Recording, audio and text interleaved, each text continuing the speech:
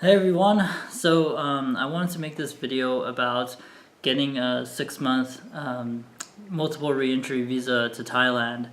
And basically the reason I want to make this is that I've seen that online there's a lot of different blogs about, there's a few different blogs about this topic, and then there's obviously the information you get from the embassy. But I figured just why not make a video for those of you who'd like to watch and just kind of tell you guys about my experience, how I was able to get the 6-month visa, and what are some of the things you need, and maybe some of the things that says in here that you need, but maybe the laws are a little bit more relaxed. So anyways, my plan is that in like the next few days, I think that this 4 days from now, I'll be flying off to Thailand, and I'll be staying there for a few months. And so I was thinking about before, how am I gonna go about handling my visa situation. The last time I was there, I had a 60-day visa, which was really nice. But if I wanted to basically stay any longer, from what I understand, I had to leave the country, re-enter, and try to get like a 30-day extension, or I would have to pay some sort of penalty for every day that I overstay the visa. So I decided, you know what, I'm not going to deal with that. I don't want to have to worry about that. And so I looked up online, what's like the longest type of visa you can get for Thailand, like a regular tourist visa, and it seems like the 6-month multiple re-entry visa was the answer. And so there is a few different things that you need to get this visa, and I was able to get it pretty easily. And so I'm just going to go over the different items, and I'll go over the items, and then I'll kind of talk about what I did, what I showed, so you guys get an idea. And by the way, in order to get this visa, I was able to go down to the embassy, the Thai embassy here in Los Angeles. I'm not sure wherever you are. I'm not sure if there's a Thai embassy, but basically in this situation, I was able to go directly to the Thai embassy to get the visa, and I was actually able to get it on the same day. So number one thing that you need is your actual passport or your travel document. So if you have a passport, you have to take that in with you. That's where the visa stamp is going to go, or the visa is going to go inside one of the pages of your passport. They hold on to your passport, and then they give it back to you with that inside of it. So that's pretty obvious, number one. Let's see, one visa. Okay, so obviously you need the visa application. So you fill out this application. It's a pretty standard application. One of the things that you do have to make sure you do is, let me take a look actually of the application so I could kind of talk about it as I'm looking at the actual application. So one of the things you need to do is there's a section, I think it says number of entries requested. I think you could put like multiple, so they understand that you want multiple re-entry. And then I think there's a section here, let's see, duration of proposed stay. So I think in that section I put like 6 months for the duration of proposed stay, so that way they understand that I want to stay more than just 60 days. And so the rest of it is pretty standard stuff. You just have to put like what your current address is, and passport number, birthplace, and all that standard stuff. So that you could get on the embassy website. I think I'll try to put a link into the description for you guys. Let's see what else. So you need 2 passport photos. That's pretty standard. So basically 2x2-inch photos. Just go to Walgreens, CVS, or whatever place. Just get some standard passport photos. If you really care about how you look, go to like a professional. But yeah, that's a pretty easy one. The next thing, so this is kind of something that definitely helps to, I guess, hear my experience. You need flight reservations, so you need flight confirmation reservation to Thailand. So technically, from what I understand, you have to have a round trip ticket. So you have to show a flight going into Thailand and a flight coming out. But I actually, I was reading one of the blogs online, and they talked about how they just had a one-way ticket.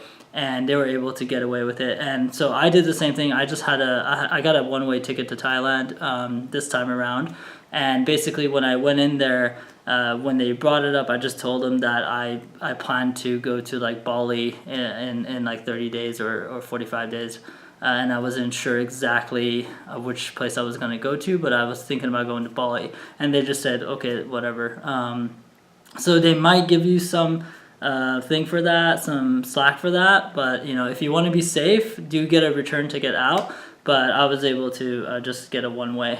Let's see. So the next thing is hotel reservation. So obviously it's you're not gonna have like a 6 month. I don't think you are. I don't think you're gonna have like a 6 month hotel reservation for your stay. So basically you just show like a first few days where you're gonna stay. I have like a 1 week Airbnb I got basically for my first week in Thailand. And so when I get to the city of Chiang Mai, I have an Airbnb for 1 week until I have enough time to go actually find a place to rent a little bit more long term. But that's all I showed them. I just showed them the Airbnb reservations for like the first week. I'm sure if you even have it for like the first night or a couple nights, they don't care. Let's see. The next one. Okay, so the next one is basically your bank statement showing that it has at least a minimum balance of $7,000 every month for the past 6 months. So this one, you know, depends on where you're at financially. This one really could be tough, but the good news is that like when I went in there, I just showed my bank statement for the past 1 month. I didn't show like a history, and they didn't really bring it up. So I'm not sure if you really need to show like a bank statement for every single month going back 6 months.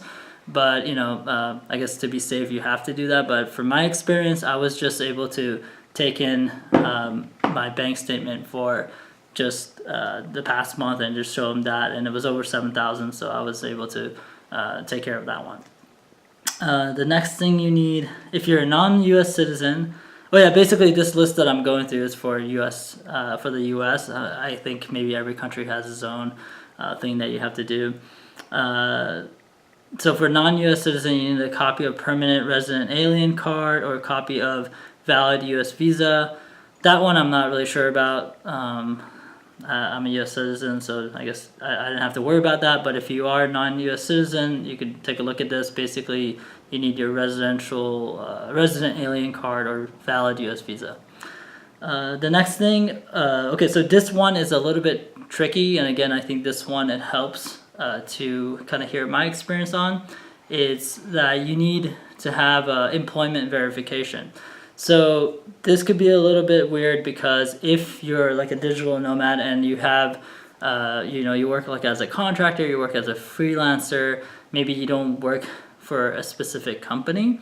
Well, in this case, what I did is that I have my own company. I have like a LLC, and all I did was I wrote a letter, basically saying that I'm able to go on this trip and all the financial things are going to be taken care of from my company.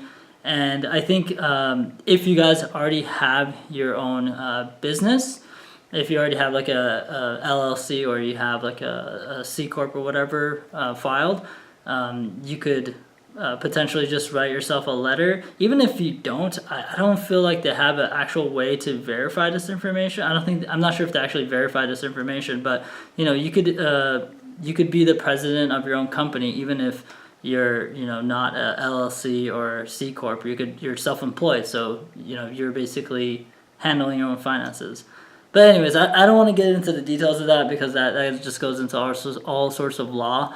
But I think the easiest way to handle this is to write yourself a letter. I'll put up a sample letter I found on one of the websites, the blogs I was reading about this, from Johnny FD, where he showed a sample letter that he wrote, basically saying that everything financial-wise is going to be taken care of, and like his salary is this much per year. So that way they have like this verification from your employer that your finances are going to be taken care of. Because I think that's what they really care about, is that you're not going to just go to Thailand and like mooch off their system. they want to know that you're financially set. So I'll put a link of the letter so you guys get a sample of what you could write. For students and full-time students, you need status proof. I didn't really deal with that. I'm not a student. For self-employed, business license or business registration indicating applicant's name. So in this case, if you are self-employed and you have a business license, then you could show your business license. I think for me, I just showed them the letter. I took my business license, but I didn't even show it to them because they didn't ask for it. So I guess you could either do the letter or you could do the business license. Let's see. And then finally, for minors under 20 years old, copy of birth certificate. Well, hopefully, I'm not sure if you're a minor under 20 years old, but that's not something that I experienced, so I'm not going to really get into it. But anyways, once you have all this stuff set, you just take it to the embassy with you. And make sure you take a copy of your passport. They always want like a copy of a passport for some reason. Make sure you take that too. And you have to write them you have to have like a $200 cashier's check or money order. They usually don't accept like checks or cash or credit card or anything like that at the Thai embassy. So definitely do like a cashier's check or like a money order. And it's a little bit expensive. In my opinion, $200 for a 6-month visa is pretty crazy. I think recently I got a visa for China, like a 10-year visa for $140. So for 6 months, $200 seems pretty up there. But if you compare to the other choices you have, I think that, in my opinion, it makes sense to get the 6-month visa. So that way you don't have to worry about constantly having to leave the country and coming back and extending your visa, and just focus on your own life, focus on your work, and just have that in your mind that it's all taken care of for the next 6 months. The rule is that for the 6-month multiple reentry visa, that every 60 days you do have to leave the country and come back. So what you could technically do is set up different trips. So if you're planning to go see Bali, you're planning to go see Laos, or any of those cool countries nearby, like Cambodia, you could just plan your trip every 60 days, and you could leave, come back, and then your visa is all good. That's what I'm planning to do. I'm not sure exactly where I'm going to go yet. I think I'm going to go to Bali. I'm definitely going to go to China, and this way you could have a really great excuse, I think, to go travel and see all the areas nearby Thailand and have a good time, and also be able to use your full 6-month visa. Other than that, I think there are some ways to extend this out to like 9 months. There's like I'm not sure exactly how to do that. I was looking at one of the blogs that was talking about that. I'll put the link of the blog in the video. But you could look into that if you're trying to stay even longer. There's probably ways to do that. But with that said, I think in case any of you guys are watching this around September, October, the best time to go to Thailand typically is during like November, December, January, February. Those are like the coolest months out of the year, the least amount of rain. It's especially up in the north near like Chiang Mai. It's before the burning season, so around like March, April, I think it's the burning season where they burn all the farms. And so you want to try to get out there like before that, and you want to get out there when the weather is really good, because I hear when the weather is really hot and humid, it's just really miserable out there.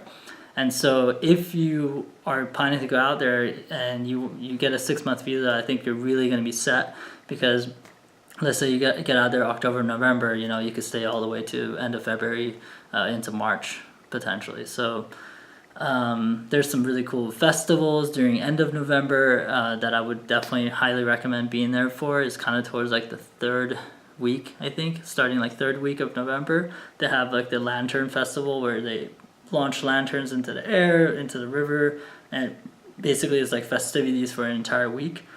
You probably won't get as much done with work, but it's a lot of fun. And yeah, if you get this 6-month visa, you're going to be all set to be able to do all that. So Anyways, that was my little short video on how to get a 6-month visa. It's not too bad. I thought it's going to be really challenging, but once I had all this stuff together, the paperwork took me a couple days to put together. I was all set, and when I went down there, they were able to pretty much like hand it in the morning. By afternoon, it was already done. Yeah. So if you have any questions, ask the questions down there. Thumbs up on the video, whatever. I'm kind of still new to this stuff, so do whatever you want to do. Anyways, I'll catch you guys in the next video.